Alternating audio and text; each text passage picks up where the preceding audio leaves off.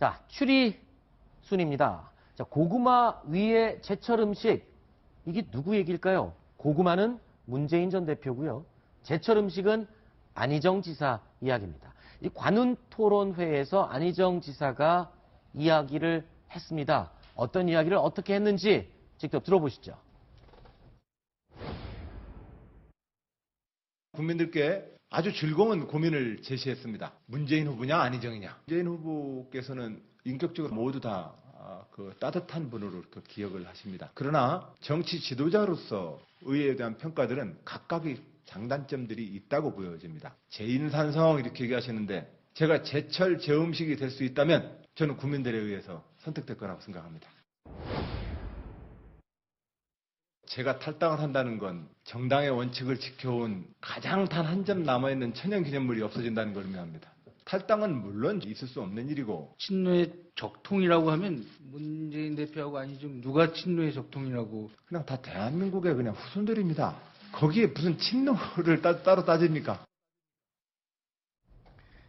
이 대선 잠재적인 후보들의 음식 비유는 이재명 시장이 좀 스타트한 게 컸죠. 그러니까 이재명의 사이다가 나오니까 문재인의 고구마가 나왔고, 근데 안희정 지사는 제철 음식. 아, 내가 딱 제철에 요때 맞다. 요걸 택했어요. 김태우 변호사는 어떻게 보세요? 이거 좀 적절한 비유가 맞다고 그러니까 사이다 고구마 사서 굉장히 재미있는 비유였죠. 이제 이재명 제철 시장이 음식이네. 시원하게 쏜다 사이다. 그러니까 문재인 대표가 사이다는 배는 안 부르는데 고구마는 배가 든든해. 뭐 이런 네. 얘기 하지 않았습니까?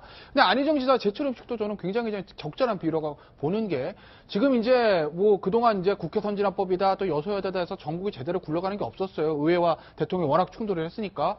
근데 이번에 누가 대통령이 되든 간에 여소야대고 협치를 하지 않으면 결국 또 의회 권력과 대통령의 권력이 충돌하면서 입법적으로 아무 법도 통과되지 않는 그런 상황이 올 게 확실하지 않습니까? 더군다나 탄핵 기각 찬성으로 탄핵 찬성 반대로 또 국론도 분열돼 있고요. 그렇기 때문에 이제 안희정 지사가 대연정, 협치 이런 것을 들고 나온 거죠. 그렇기 때문에 안희정 지사 제철 음식 얘기는 지금 필요한 것은 바로 나다. 네. 지금 필요한 것은 대청소가 아니라 대연정이야. 뭐 이런 얘기를 하려는 것이기 때문에 제철 음식을 비유하는 건 저는 굉장히 적절한 비유였다고 봅니다. 네. 그럼 지금 보실 때는 전략을 제대로 잘 짰다. 이렇게 평가를 하시는 것 같아요. 최석규 기자는 어떻게 보십니까? 그 안희정 지사의 가장 큰 장점, 확장성 아니겠습니까? 그렇죠. 그 어디로 치우치지 않고 지금도 우클릭 행보를 이어가는 이유는 보수층과 함께 하면서 대연정까지도 실현해낼 수 있다. 사실 문재인 전 대표가 그 안희정 지사에게 가장 좀 그 떨어지는 면이라고도 할 수 있는데요. 그런 통합을 통해서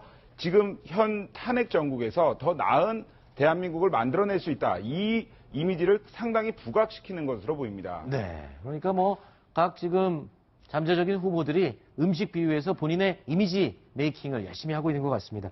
자, 가장 논란된 것 중에 하나가요. 최근에 안희정 지사 여러 가지 발언이 있었죠.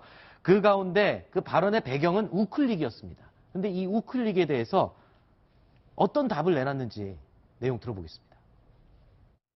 새누리당이든 자유한국당이든 당 강령집 민주당 거랑 비교해보면 큰 차이 안 납니다.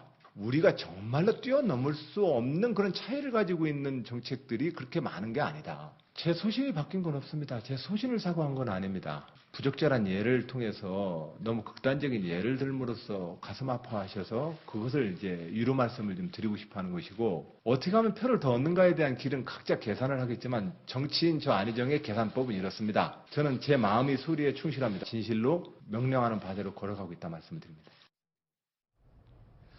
불과 어제였습니다. 어제 저희 탑10 시간에 그러니까 선한 의지에 대해서 재빠른 사과가 효과적이었다라고 대부분 패널들이 말씀해 주셨는데, 그런데 지금 이 얘기를 들어보면 또 단서가 달려 있습니다. 사과에.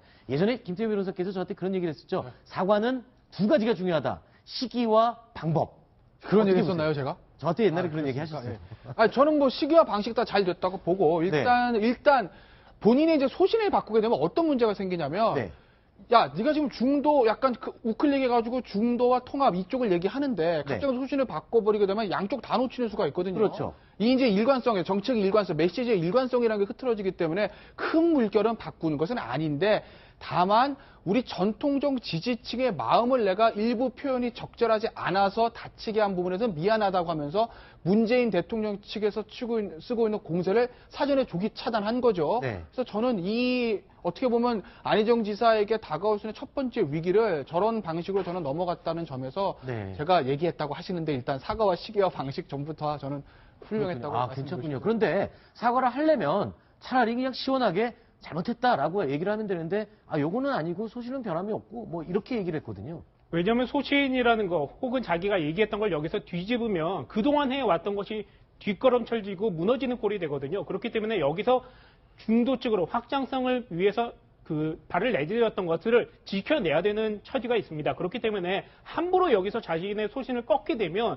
좀 그건 내가 잘못하긴 했지만 사실 상황이 그렇다라는 정도에 그쳐야지 소신까지 뽑아낸다면 자신이 앞으로 나갈 수 있는 확장성 이것까지 무너지기 때문에 그렇게 하기 어렵다는 것이죠. 네. 예, 확장성만큼 중요한 게 안티를 없애는 거거든요. 그렇죠. 그 안희정 지사 2번 말고도 그 대북 특검 때문에 한 번 더 위기를 맞은 적이 있습니다. 한나라당이 다 결정한 거다 해서 박지원 그 국민의당 대표가 굉장히 공격을 했는데 그때 당시에도 내가 그 말에 대해서 실수가 있었다면 사과하겠다 이러면서 오히려 박지원 대표에게 안희정답다라는 얘기를 들었거든요. 정치구단 박지원 대표가 그 정도 칭찬을 했단 말입니다. 네. 그것은 안티를 없애면서 본인의 좀 더 장점을 부각시키는 아하. 그런 효과를 낼 수 있다고 생각합니다. 그렇군요.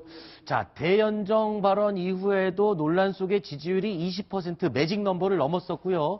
그리고 나서 돌풍이 불었다 했었는데 선한 의지 발언으로 이 돌풍에 악영향을 미치는 건 아니냐라고 생각을 했습니다. 그런데 오늘 또 지지율 조사가 나왔는데 여전히 20%를 유지하고 있어요. 심 차장. 네. 어떻게 보십니까? 그러니까 이런 발언들이 전혀 영향을 끼치지 않은 거다. 이렇게 네. 해석을 할 수 있는 건가요?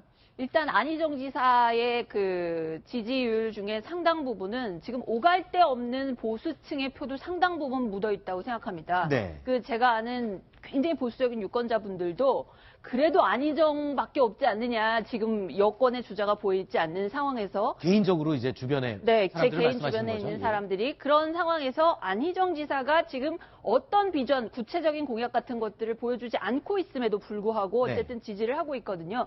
기대감을 계속 이어가고 있다고 봐야 될 것 같고요. 그 부분에 대해서 이제 그 조금 더 시너지 효과를 내려면 조금 더 구체적인 뭐랄까요 그 유권자의 마음을 더 사로잡을 수 있는 그런 구체적 공약들이 지금 필요한 시점이 아닌가 싶습니다. 그렇군요. 저 여론조사의 중요성이 뭐냐면요. 지금 밑에 보면 작은 글씨 나와 있는데 조사 기간이 언제냐? 2월 기간이요, 4일이에요. 기간. 그렇죠. 2월 20일과 21일입니다. 잘 아시겠지만 저 선한의지 발언 나온 게 지난 일요일입니다. 그런데 그 일요일 발언 이후에 월요일, 화요일인데 저런 조사가 있었거든요. 그렇기 때문에 어느 정도는 선한의지의 발언의 어떤 논란이 사실은 반영이 된 거라고 볼 수 있는데 그럼에도 이 기간이 포함이 됐기 때문에 그렇죠. 말씀하시는 거죠. 그렇죠. 반영이 된 것임에도 불구하고 지지도가 여전히 올랐다는 것은 방금 전에 심정숙 차장이 얘기한 대로 중도 보수층에서 어느 정도 안희정 지사가 좀 지지를 얻고 있는 것 아니겠나 이렇게 이제 볼 수 있고 경선에서 만약에 저것이 어떻게 당내 경선에서 작용하는 걸 보려면 전체 지지도가 아니라 민주당을 지지하느냐에서 한 분들을 대상으로 한 조사를 별도로 아마 해야 될 겁니다. 그렇군요. 자, 안희정 지사 계속해서 우클릭 행보를 하고는 있지만 그래도 계속 이 공격을 받고 있습니다. 이념 공격을 받고 있는데 이에 대해서 안희정 지사가 어떻게 답했는지 들어보시겠습니다. 차기 대통령이 이제 취임을 하게 되면 순기적으로 보면 미 행정부의 아시아 태평양 전략이 세팅되어지는 올 여름까지는 미국을 급하게 좀 한번 방문해야 합니다.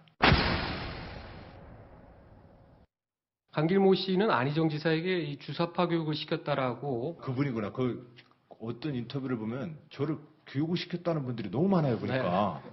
청년기 때 저는 민족주의자였습니다. 북한 체제를 이해하기 위해서 공부를 했습니다. 북한에서 나온 각종 출판물들을 읽었습니다. 사회주의 이념의 시대는 끝나지 않았습니까? 이제 좀 벗어납시다. 청년기 때 제가 했던 그 청년운동이 아직도 저 현실 정치인 안희정을 규정할 거라고 생각하십니까? 지나친 이념 공격 아닙니까 이거? 충청남도 재향군인회와 충청남도의 모든 보수적인 단체분들이 제품 보증을 하고 있는 후보다. 이 말씀을 올립니다. 지금 저 마지막 대답 말입니다. 그러니까 내가 이념 공격을 받고 있지만 나는 지금 충청 지역의 재향군인회, 즉 보수단체가 나를 지금 보증한 사람이다. 이렇게 얘기를 하거든요. 근데 지금 우클릭 행보를 안 그래도 하고 있는 마당에 굳이 저런 표현까지 써가면서 자기의 이념과 색깔을 이렇게 해야 될 필요가 있었을까? 뭐 이런 생각도 들어요. 어쨌든 뭐 대선에 나가겠다고 하시는 분이고 지금 중도 보수층에까지 어필을 하고 있는 분이기 때문에 중도 보수에서 가장 중요한 가치가 바로 안보지 않습니까? 근데 네. 안희정 지사 그 80년대 학생운동하면서 반미 청년회라는 걸 했습니다. 네. 미국의 어떤 뭐랄까 제국주의 이런 것 때문에 우리나라가 탄압을 받고 있고 통일을 하기 위해서는 미국이 배제돼야 된다. 이런 그 운동을 하다가 구속까지 된 국가보안법 위반 전력까지 있거든요. 그 부분에 대해서 보수층에서는 아직까지 굉장히 불안하고 뭐랄까 신뢰하지 않는 그런 부분이 있거든요. 그 부분을 좀 클리어를 해주지 않으면 어쨌든 아까 우리 최석호 기자가 얘기했던 것처럼 확장성이라고 하지만 그 확장성 부분에 대해서 보수층에서는 계속 의구심을 가질 수밖에 없고요. 자, 안희정 지사 오늘 얘기한 거 뭐 계속해서 기자가 전향했습니까? 당신은 전향했다는 선언을 다시 지금까지 한 번도 하지 않았습니까? 계속 물어봤거든요. 근데 그 부분에 대해서 지금 그렇게 옛날 이념 얘기하고 있을 시절이냐 하면서 딱 단칼에 자르긴 했는데 아마도 그 부분에 대해서 본인이 뭔가 결정적으로 클리어하게 얘기하지 않는 이상 계속 따라다닐 의문이라고 생각합니다. 네, 심 차장 숨 좀 돌리세요.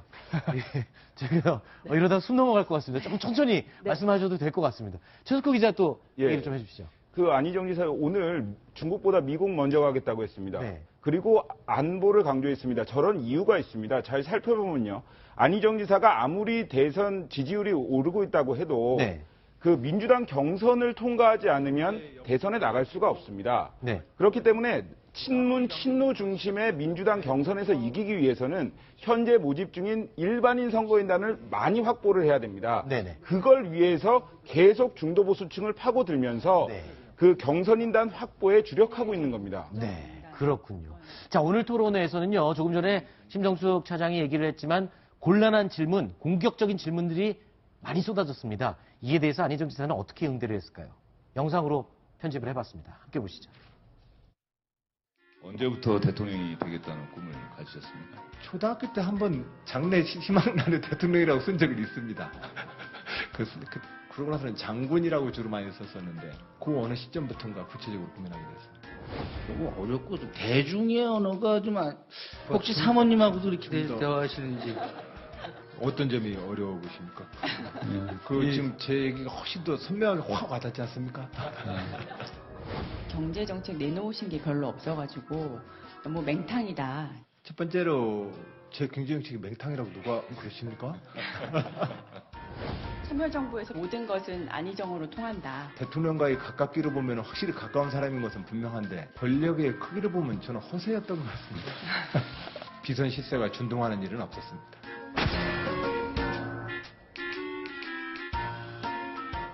네, 안희정 지사의 관훈 토론회 이야기는 여기까지 나눠보고요. 다음 순위 또 확인하겠습니다.